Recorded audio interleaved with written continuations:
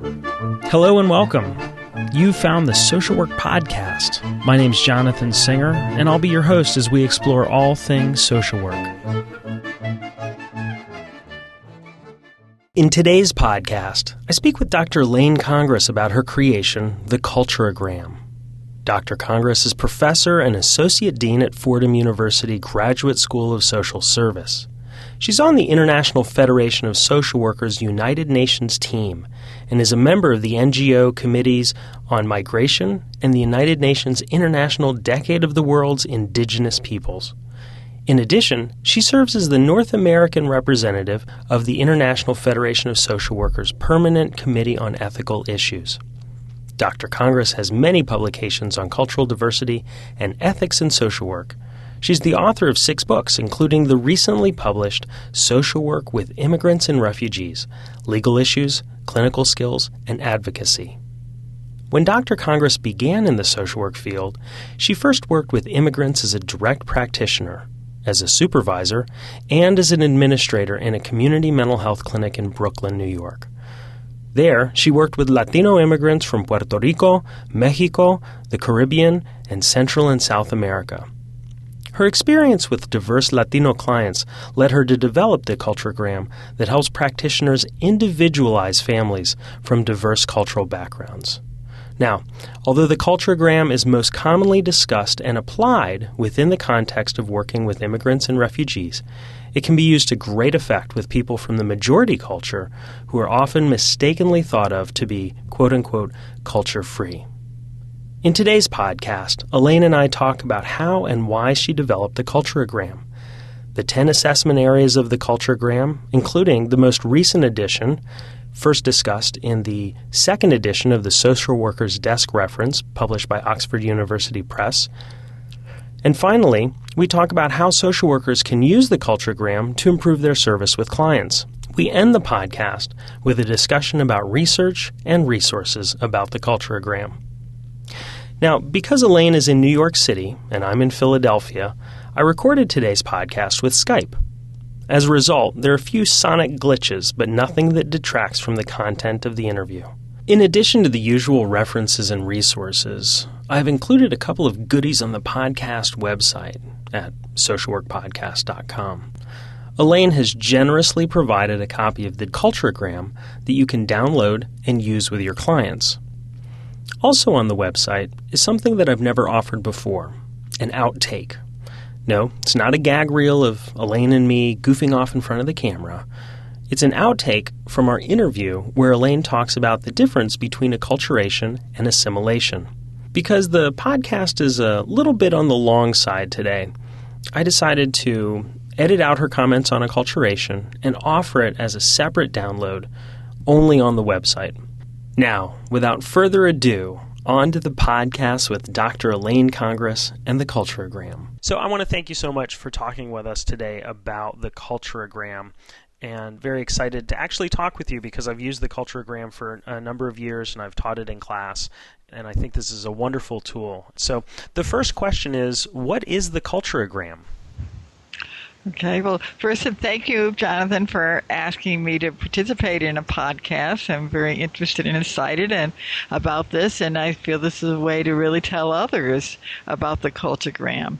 The Culturagram is a family assessment tool I developed to help social workers and others understand better families from different cultural backgrounds. It basically consists of a diagram with 10 different aspects. I think of culture as not being a singular concept, a singular term.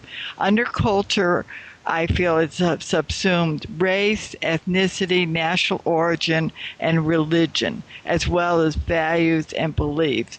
So I feel as social workers, it's very important for us to understand completely the cultural background of families we work with.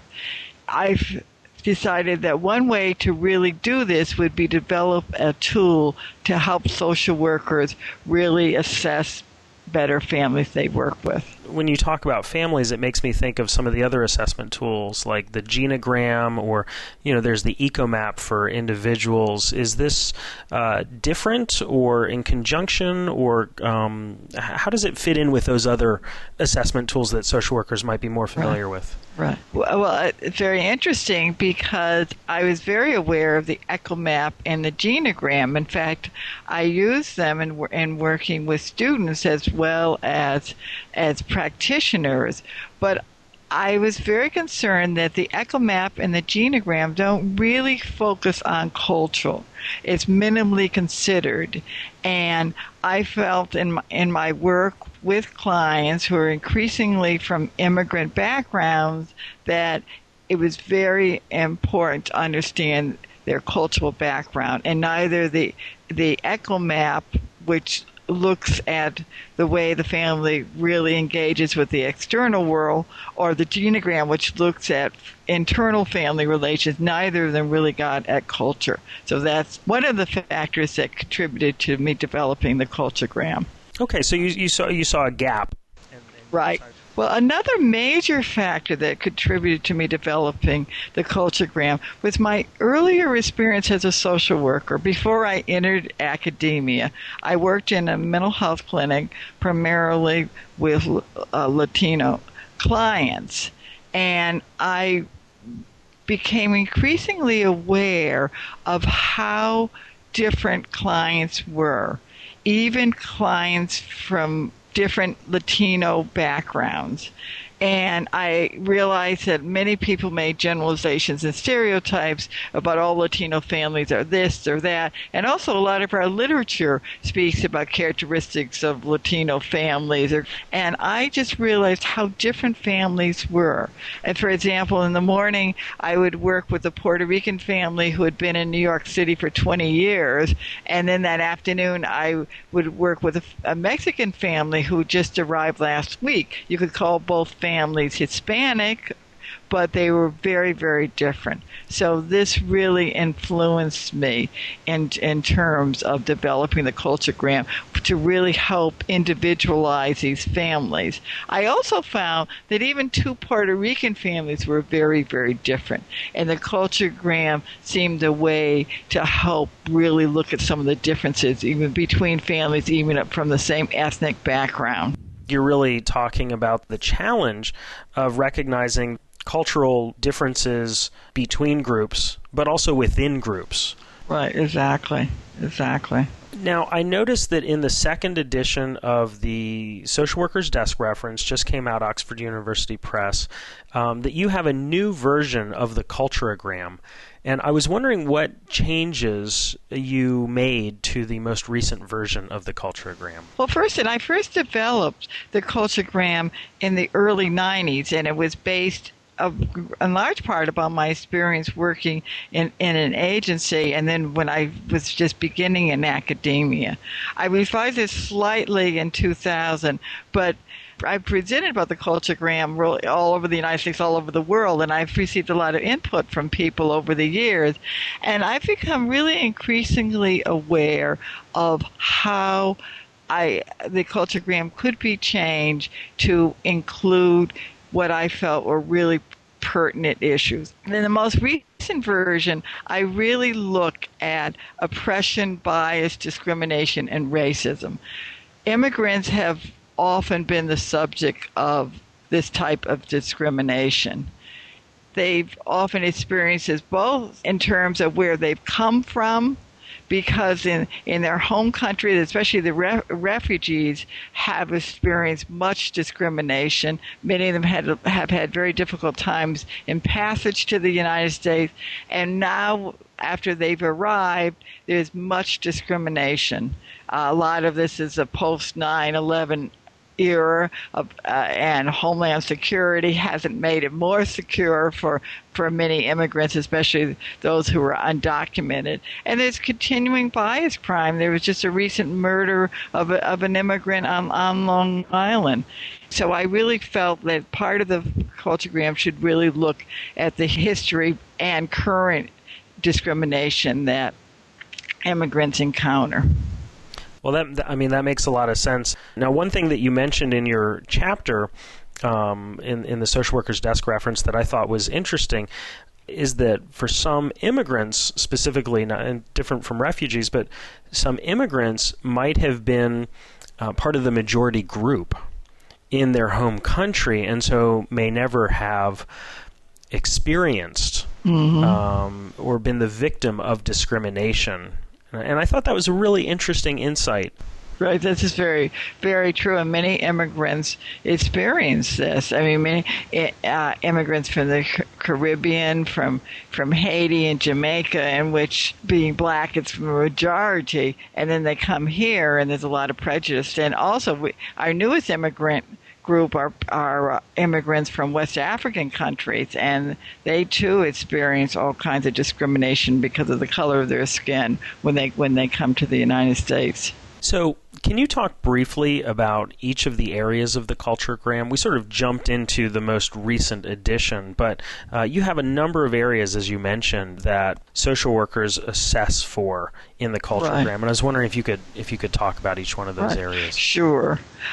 Well, first then, the Culturagram really is a pictorial representation of these 10 aspects. And I felt, and you know what they say, a picture's worth 1,000 words, and I just thought it would be helpful for social workers to see a diagram of the Culturagram. And in the center of the Culturagram, you put the family, and you list individual members. And then there are 10 different aspects of culture you look at more closely, and I'm going to go through the 10 and we'll look more closely at them. We can put up an image of the Culturagram on the website for listeners, so you can go to the Social Work Podcast website at http://socialworkpodcast.com and see a version of the Culturagram. Number 1, reasons for relocating. And I think it's really important to ask our families why people came to the United States. Very often, a very common reason now is people come because other family members are here. Many people come because of economic reasons. And also, many people who come here end up sending money back home to support others who they've left behind. Many people come because of political, religious persecution. We find that many people have moved from rural to urban areas. A recurring theme in terms of reasons for relocating is, can one go home again? And some people go home frequently, and there is a phenomenon now of transnationalism, and very often immigrants go back and forth between the United States and their home country. But there are many people who can never go home again, and there's a certain sadness with this. Okay, so that was the first category, reasons for relocation. And then the second one is legal status. Could you talk a little bit about that? Often in the same family, people have different legal statuses. There are legal immigrants, people who have green cards. There may be refugees, people who have special status based on a well-founded fear of persecution because of religious, political opinion, race, nationality, or membership in particular groups. Also, there are undocumented people. They may be people who have overstayed their visas or people who have entered without papers. You will have citizens, because if you're born in the United States, you are a citizen. Many of the children in immigrant families are citizens.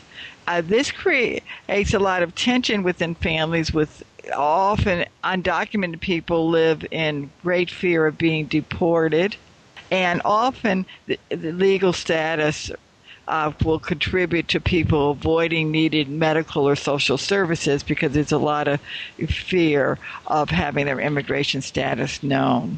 I remember when I worked in Austin, Texas, I was one of the bilingual social workers, and very early on in any sort of intake assessment or even phone call with a family, and they were usually from northern Mexico, I would say, we don't ask about what your legal status is because you get services regardless.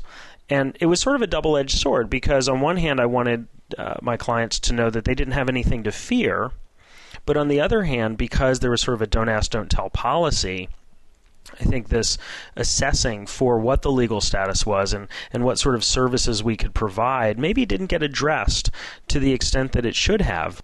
Right. I've often said that you have to kind of approach this carefully, because sometimes if you ask someone in the very beginning, well, what is your legal status, people will become really scared. Yes. And so this is something that you need to find out after you build a relationship with the client. And sometimes knowing this information can be very helpful, because you can then refer perhaps to a lawyer or for legal services that might be able to help someone with their legal situation. The third area is time in the community, and it seems like all of these areas are very interconnected, but what's important about assessing for time in community? Well, first, and it may differ for different members, what we find now is often one person will come first. I mean, sometimes it will be the woman, she'll come to do domestic work or work in a factory. Sometimes it will be the man who comes to work in agriculture. And so this really can make a difference in terms of acculturation, how long someone has lived in the United States.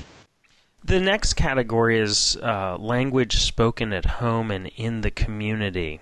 And I think somebody might look at that and say, well, I mean, obviously if they speak a language other than English, I just write down that that's the language that they speak. Well, what else would you need to assess for, or why would you be looking for languages spoken at the home and in the community? Well, sometimes you find that immigrants speak one language at home and another in the community, and for one thing, this often leads to interesting and challenging role reversal issues as children learn to speak English very quickly in school and to be with their peers. And so often children are used as interpreters, which is problematic because sometimes children are kept out of school to go with their parents to interpret. And also I've seen working in a health setting for many years, children being exposed to things they shouldn't be exposed to because they're used as interpreters. This can really lead to all kinds of conflict within the household. I remember once a family came to see me, a family with adolescent children, and what was the presenting problem was lack of communication. I thought, oh, this is typical like adolescent parent situation. But in working with the family, I found it really was a communication difficulty because the parents only spoke Spanish. The children had some, understanding of Spanish, but they really refused to speak Spanish. They only spoke English. So literally, it was a communication. Yeah, it was a language barrier. Right, exactly, within the same household. Yeah, so. And usually we have to with people that speak the same language, we have to do all sorts of investigation to figure out what the communication issue is, but it was pretty clear in that instance. Right. Yeah. Exactly. Now, what about health beliefs? That's the next category. Many people have very different beliefs about diagnosis and treatment. I think of an example from this based on a true experience from my practice day. A woman came into the emergency room with her 2-year-old son who had a very, very high fever, and the doctor was very concerned and said, well, we may have to hospitalize your son. I think he has pneumonia. Has your son had all his immunizations? And she said, well, I've never brought him before to a doctor because he's never been sick before.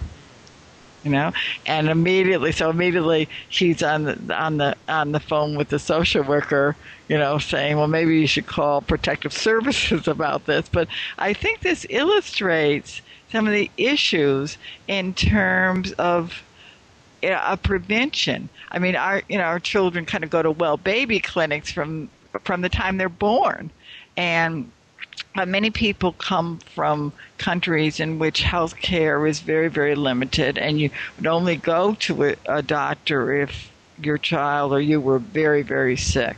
I mean, I think for many immigrants, health and mental health are all interwoven, and there's not this focus on mental health the way we conceive of it. So the idea of kind of going to someone, sharing your very personal personal issues, and then at the end of 50 minutes, it's up.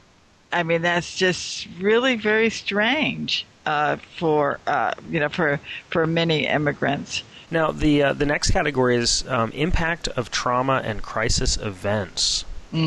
Well, first, and most of the immigrants that we work with have had trauma after trauma after trauma. First, and many have been traumatized by pre-migration experience, certainly refugees, and I've talked to many refugees who've endured war, torture, murder of relatives, rape, all kinds of pre-migration traumatic experiences.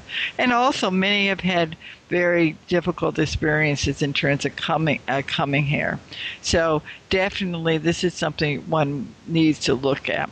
Now, in terms of other types of crisis events, I looked at this in two ways. I mean, I looked first in terms of developmental crisis, and you could think about every kind of new stage in life as a developmental crisis, and I think adolescence is a major developmental crisis for immigrants' families, because very often adolescents really want to be just like their peers, while parents might be more traditional. And I've seen lots of issues with this, and especially with young adolescent girls who want to be like their peers. They want to date. They want to shop in the afternoon with their friends, while families have beliefs that the girls should come right home after school. So this is a real crisis area.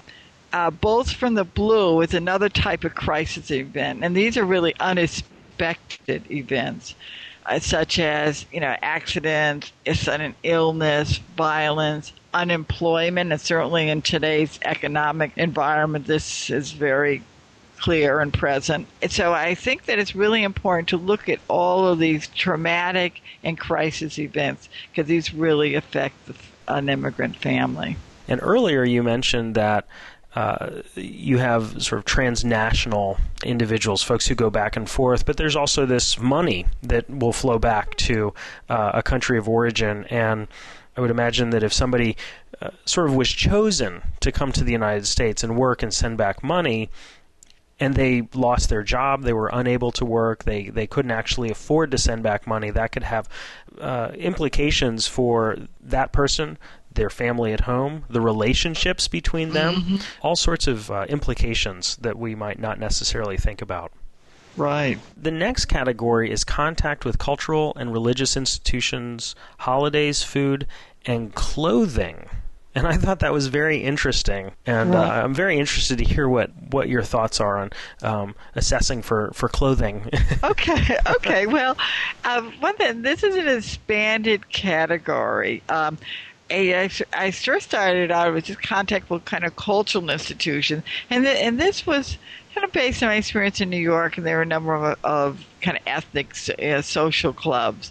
Also expanded it to include religion, because many immigrants are involved with church, temples, mosques, and religion and spirituality is very important. I think this, and in terms of understanding the culture of the family, it's important for us to understand this. And also, as we know, there are holidays and special events that are part of all cultures, and it's really important to understand what is particular for this immigrant family. Food and clothing. I think there has been a tendency for everything to become more uniform. I mean, you'll find people wearing T-shirts everywhere around the world, but there is clothing that is specific, perhaps, to the culture. And I know I'm working now with many immigrants from West African countries, and very often the dress they wear at home is also dress that they'll wear here. Also, there's a whole issue about clothing, too. When you work with, with immigrants, many of whom have come from developing countries to the South, places that haven't experienced winter the way that we do, in much of the United States. Mm-hmm. And this is a real challenge. And I know there have been some cases that have been reported to Child Protective Services because the kids weren't adequately dressed in boots and coats. Mm-hmm. The next category we touched on briefly, the one on oppression, discrimination, bias, and racism. And I'm wondering also if part of the assessment is to find out what some of these immigrant or refugee clients' own biases are. And what they might bring into this country, maybe biases against folks from their own country who might be here. Think about Rwanda as an example of two groups that really hate each other, but we might not recognize them as being different just on the surface. Jonathan, that's an excellent point. And this again points to the importance of not generalizing. We somehow feel that people are going to be very, very similar if they come from the same area, the same country, but people are very different, and they kind of bring with them many of their conflicts and prejudice and biases from where they've come. And I've really seen this in terms of working with West African prisons. They've migrated before to many different countries. There are many, many different groups, and they have many biases against different groups. And this is really very tricky for us in terms of developing social services, because sometimes we make an assumption like, oh, this social worker is from a West African country. He can work with any African. He can work with any African American. He can work with any Caribbean Black. And that's just not true. And, I just want to touch on something that you said briefly, that sometimes folks who come to this country, this is not their first immigration. That they might have gone from their country of origin to another country, been there for a while, then to another country, and then ended up in the United States, which seems like it would be an important thing to know. Sure, exactly, and to know a bit about their experience in the other country. Also, a phenomenon we often find are people who move from a rural area to an urban area, even within their own country, and live like in a refugee camp or a slum around a large city in their own country, and then move from there to another country, and then ultimately to the United States. And I think we have to not kind of jump over all of that. We have to really know and understand the experiences of families in each step of the way. So the next category is values about education and work. And I'll just say that I know that there's this belief that, if you're not sort of a middle-class white person, that you don't actually believe in the value of education. Which is absolutely wrong. If I could think of any people who believe more in education for their children, immigrants really want their children to be educated and want their children to have a better life. And there are differences that can be challenging because many immigrants come from backgrounds in which, you brought the child to school and the teachers kind of took over.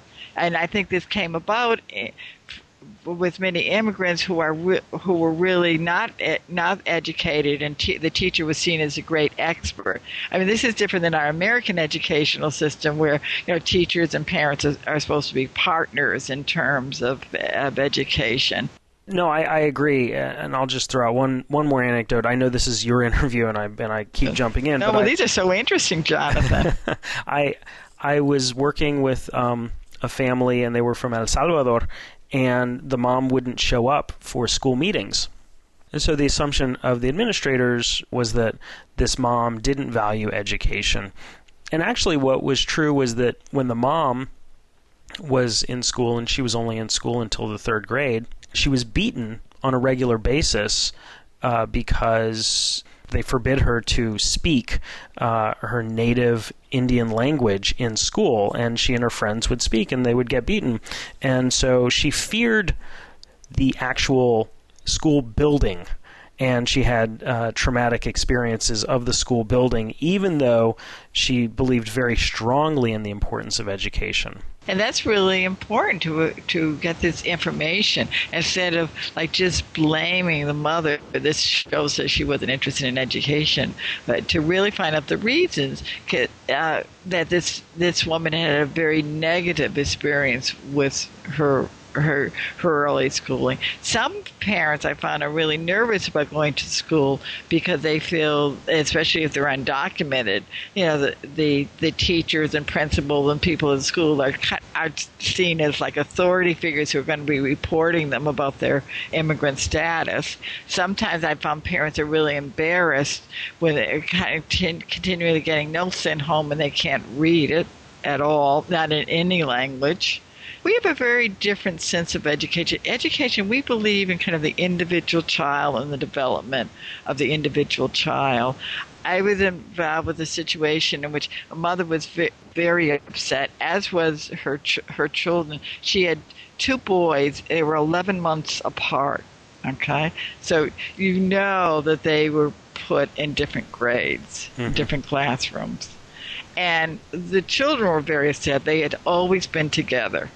But what was explained to the mother, well, we believe in individual development of each child, and even for twins, we put them in separate classes.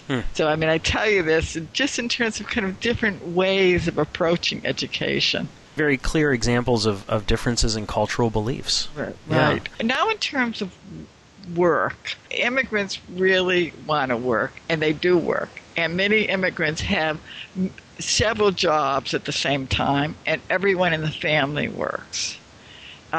One issue has to do with status of work. Many immigrants who have come here have had a higher status in their own home country as compared to here.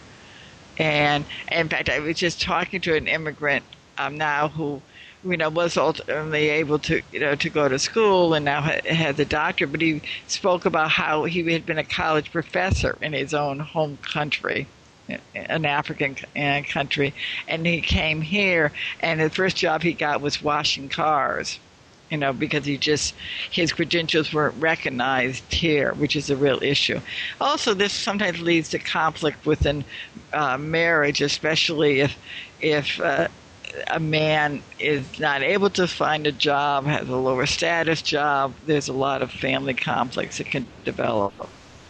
I'm thinking of a movie that came out a few years ago. I think it was based on the book House of Sand and Fog. Oh, right. And Ben Kingsley played a man who had been sort of one of the highest ranking military officials in his home country. I think it was Iran. And then when the Shah was deposed, he came to the United States, and he would leave his home every morning dressed to the nines, in his silk suit, and he would drive his BMW, and then he would get to work and he would put on like a janitor's outfit or something. But his family didn't know. Nobody in the community could know that he had to take menial labor job. They all assumed, because he told them, that he was going to the office to do important work. Right. So it's that big part of it is like saving face. Absolutely. Now, the last category is called values about family: structure, power, myths, and rules. Okay, and also let me just say, at one point, the first Culturagram, values was all together, and I realized this is so basic and so important that I really need to look at it as two different aspects. The education of work is more outer directed, if you will. The number 10 is more inner directed, and I've taught family therapy, so a lot of this comes from those days. But just looking at family structure, and with a family kind of hierarchical or egalitarian, I think in United States, and then this is making a generalization, but I think we look at a married couple as kind of equal partners, and children are listened to and have voices. But I think many immigrant families come from backgrounds in which are much more traditional, and the father is really, in charge. And so I think it's really important to understand the way the family is set up and organized. Also, another issue I found is that many immigrant families are very connected. Like the family is very important, more than individual issues and individual needs. And this, I think, is sometimes challenging for kind of a Western Anglo social worker when you see about how family is really so important. I could just share, I'll share another example from my practice experience. I was working with a 17-year-old boy, very, very intelligent, and he had won a scholarship to go to a distant university. And I said, oh, great, go for it. But he said, I can't leave my family. His mother had some health problems, not, life-threatening, but, some health problem. And he said, I just can't go halfway across the country. And I was just thinking I was putting my own kind of individual bias in terms of like achievement, right? And rather than looking at it more, in terms of like family and how important it was to him. Other, aspects, undervalue, I think are very important are gender differences. And this really can make a difference in terms of like children, having more power and control certain tasks for girls, and this often, leads to family conflict. But I think, I've spoken some generalizations in this, which I found in some of my work with immigrants, but it may not be true of the family with which you're working. So I think it's really important to look at what is uniquely the family story in terms of the way that it's structured, the way that power is arranged, what kind of family myths are there, what are rules, and so I think you have to understand what's unique for the family. Could you give an example of a family myth? Okay. A child is going to be just like his uncle, who, for some reason, a child given the same name at birth, and it's very different than his uncle. I mean, I was working with an immigrant family once. A mother came in with her child. Children are curious. And it was a little 4-year-old boy, and he's looking at a lot of stuff on my desk. So he knocked something off. And the mother, you're going to be just like your Uncle Juan. He was no good, and he ended up in jail, and on and on and on. And I think families have kind of myths about, like, what's going to happen with certain people, or family stories that are passed along. I think it really behooves us as social workers to really kind of understand what particular stories and myths, because they really affect the family. Okay, that's really helpful. Thank you. So those are the 10 areas of the Culturagram, and I'm sure folks who are listening are thinking, "Wow, that's a lot of information."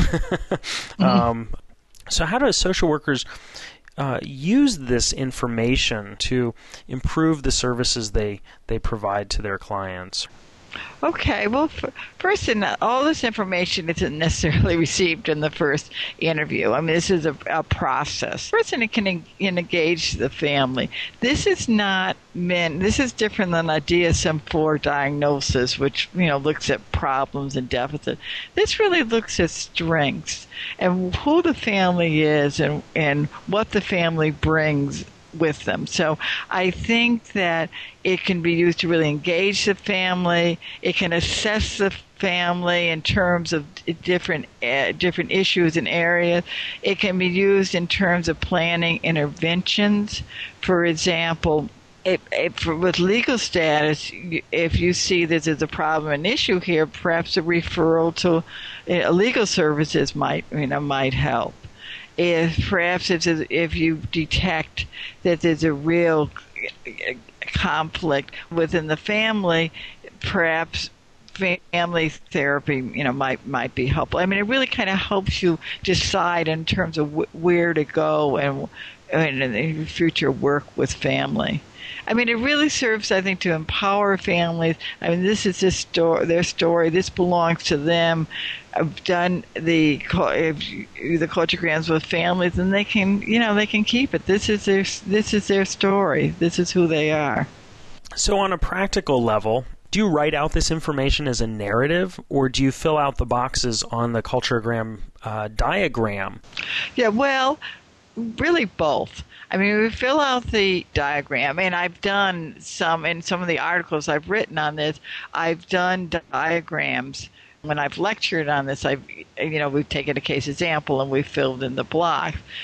I mean, a block is only so big. So definitely, if you want to expand it more, a particular block, you could do a narrative about it. Okay. Is this something that if you filled out this Culturagram that you could just put in somebody's chart? Or is this something that you share with them? Or is this something that you would keep for your own notes? Well, first, and I think I would definitely share it with the client. In fact, I might even work on it with the client. And I know, students who have worked on it with clients and shared it with clients.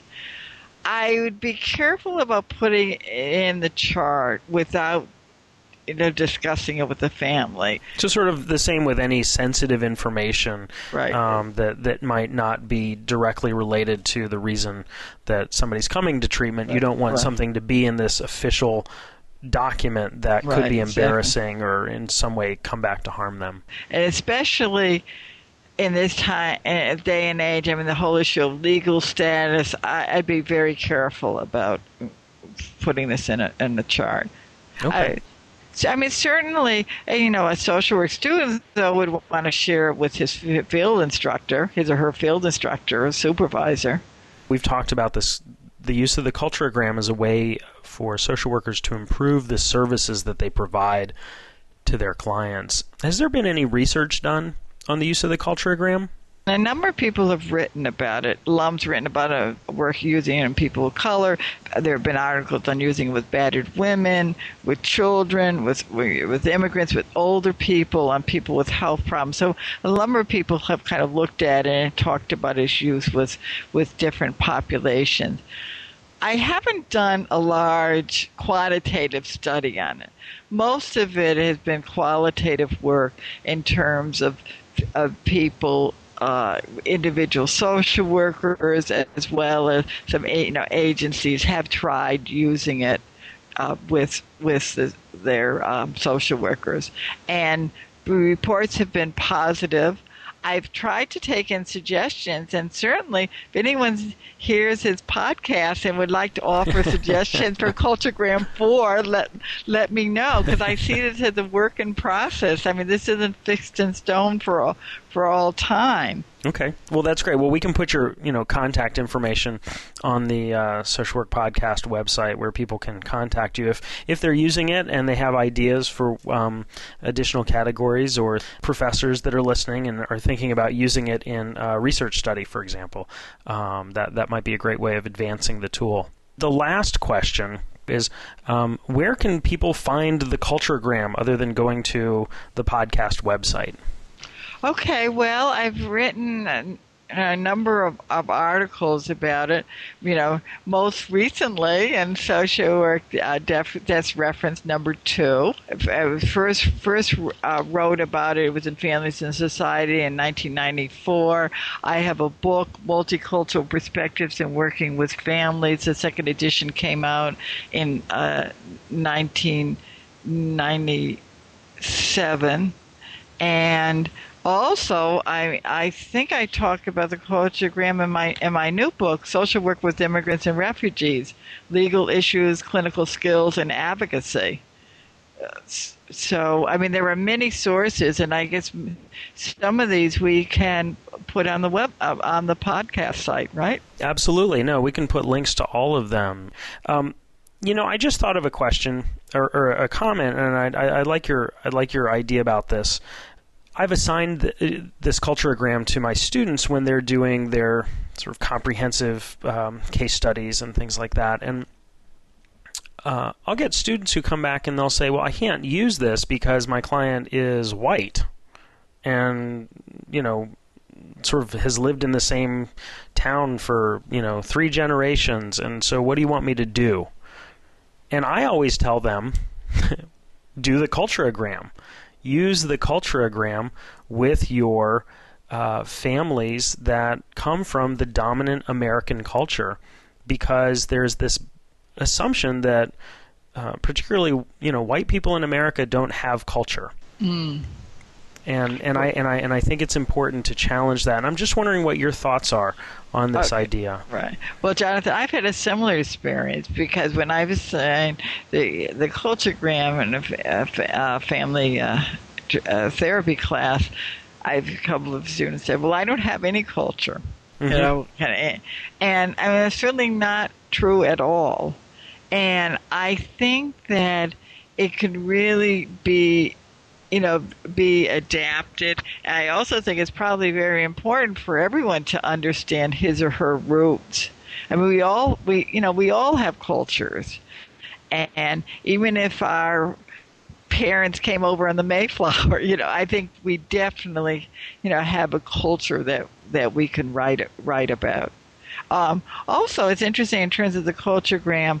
I know that many African Americans use this or have written about their Culturagram. Many who have moved from rural places in the rural South to, urban areas, Chicago, New York, and have found like it really kind of helpful in understanding more about their culture. Is there anything else that you wanted to mention about the Culturagram? Otherwise, I don't have any other questions for you. I think that's about it. I mean, I've really enjoyed having this opportunity to talk to you about the Culturagram, and thank you for asking me, Jonathan. And also, anyone who's listening, please, contact me if you want more information, if you have some questions or comments. I really would appreciate it. Oh, that's very generous. Well, Elaine, thank you so much for taking the time, and I appreciate you, first of all, developing the Culturagram, because I think it's a great tool, and I appreciate you taking the time out of your busy schedule there at Fordham to talk with us today. So thank you so much. Okay, thank you. I'm Jonathan Singer, and thanks for being with me today for another episode of the Social Work Podcast. If you missed an episode or have suggestions for future episodes, please visit socialworkpodcast.com. If you'd like to support the podcast, please visit our online store at cafepress.com/swpodcast. To all the social workers out there, keep up the good work. We'll see you next time at the Social Work Podcast.